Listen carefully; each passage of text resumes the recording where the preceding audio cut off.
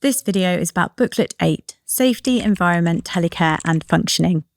Booklet 8 includes 5 sessions which look at managing activities in the home, supporting personal care, and how to support someone to decide whether to continue driving.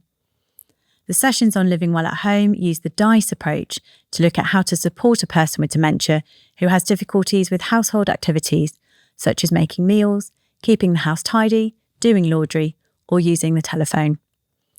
DICE is used in NIDUS modules to explore difficulties with behaviours that challenge, daily household activities, personal care, eating and drinking, and sleeping.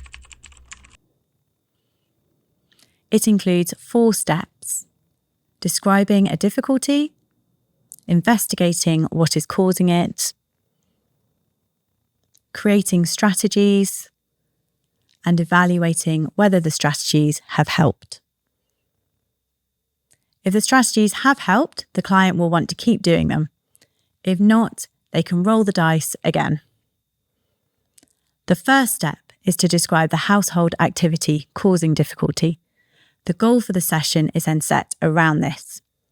In the next step, the facilitator and client investigate what might be contributing to the difficulties. This might include the surroundings. If a house is cluttered or poorly lit, it can be harder to find the things you need for daily activities. Not having a regular routine can make it more difficult. Emotions or feelings about the activity matter too.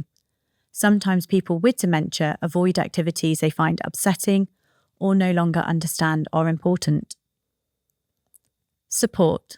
Sometimes people need help to remember what needs to be done or how to do things. Other times they may need people to do things for them. How others react. Or feeling unwell or uncomfortable. The facilitator and client fill in the diagram in the booklet to make a note of key points as they discuss these areas. The facilitator asks the client to keep thinking about these key points before the next session and to also make a note of what helps. In the second session about living well at home, the facilitator and client look back at the diagram.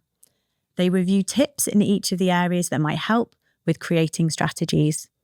For example, for support, they discuss how services and telecare can help people do household activities safely.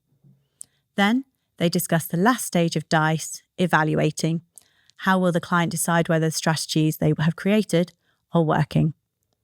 The 2 sessions of supporting personal care follow a similar format, using DICE to understand and help difficulties with getting dressed and undressed, washing, dental care, or toileting.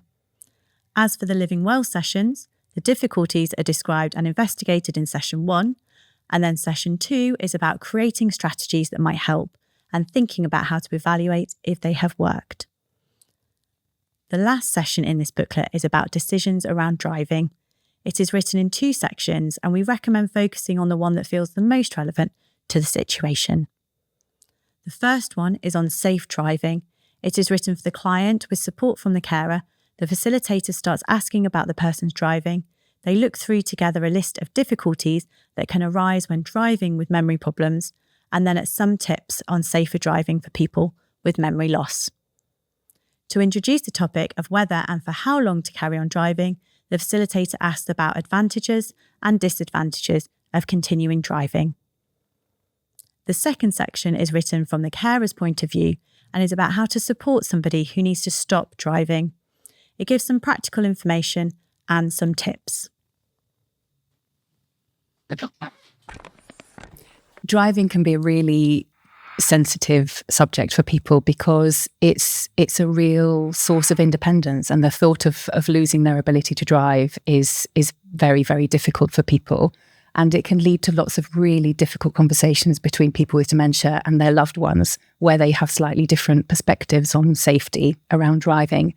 So it's a really important topic to deal with, and it's a really important topic to deal with sensitively, understanding that it might be a really big loss for the person with dementia, and trying to facilitate a conversation about alternatives and around safety and the fact that ultimately people understand that they want to be safe and they want to keep other road users safe, so that can help them contemplate the topic of giving up driving.